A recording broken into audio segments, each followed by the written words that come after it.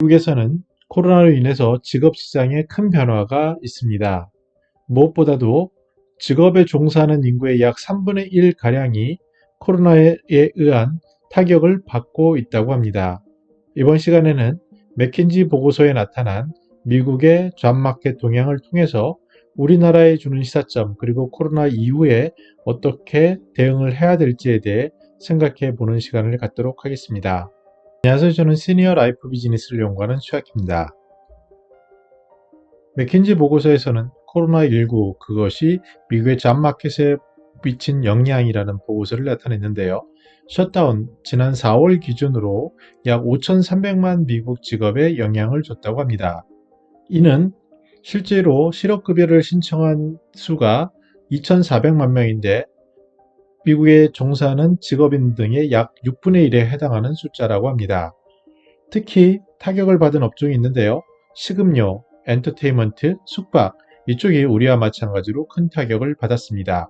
소비자들은 꼭 필요하지 않은 부분에 대해서는 소비를 감소하는 동향을 보였고요. 눈에 띄는 부분은 상위의 15개의 줄어진 일자리가 눈에 띄었습니다. 특히 소매업에 종사하시는 분들, 아동을 돌보시는 분들, 그리고 음식과 관련된 종사자들이 상위 15개의 직업군에 속해 있었습니다. 우리가 안타까운 부분은 코로나19로 인해서 누가 더 영향을 크게 받았냐를 봤더니 백인보다는 소수인종, 그리고 젊은 청년들, 임시직에 고용된 사람들, 그리고 여성 이런 분들이 종사자가 더 취약한 것으로 나타났습니다. 흔히 사회적 약자라고 불릴 수 있는 분들이 더욱더 이런 위기에 큰 노출되어 있는 것을 미국 사례를 통해서 볼 수 있었는데요. 더 나아가서 소득이 낮을수록 오히려 코로나에 더 취약했고 미국에서 대학 학위가 없이 근무하는 종사자가 약 58%인데 그 분들은 82%가 코로나 위험 직종에 종사했다라는 보고를 하고 있습니다.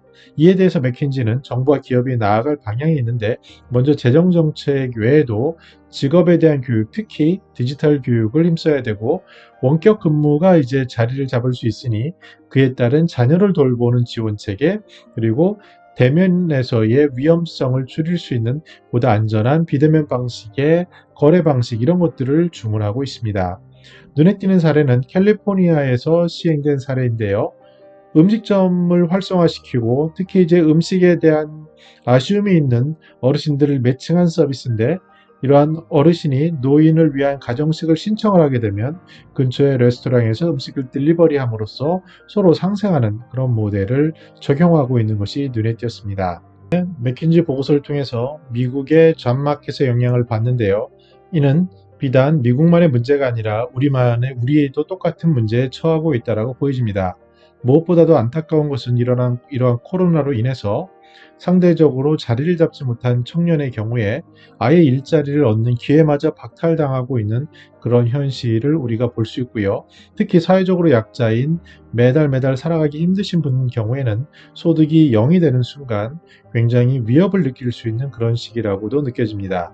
물론 많은 사람들은 오히려 더 별 문제 없이 지나간다라고 언론을 통해서 알 수 있겠지만 우리가 주목할 부분은 우리 시니어들이라든지 특히 사회적 약자라든지 미국의 경우에 무려 3분의 1 정도가 영향을 직감적으로 받고 있다라고 하고요. 우리나라의 경우도 보니까 6개월 동안 수입이 0인 그러한 자영업자나 특수종사자들의 그런 수치가 데이터로 보고된 바 있습니다. 이러한 시기에 코로나 시대에 더욱더 사회적 안전망에 대해 관심을 갖는 것과 더불어 앞으로 이러한 미래 사회, 특히 비대면 사회는 우리에게 필수제임을 알고 이에 대한 대처가 두 가지가 동시에 이루어져야 되는 것이 중요하다라는 그런 시사점을 준 맥킨지 보고서라고 할 수 있겠습니다. 네, 저는 더 나은 시니어 삶 공동체를 연구합니다. 감사합니다.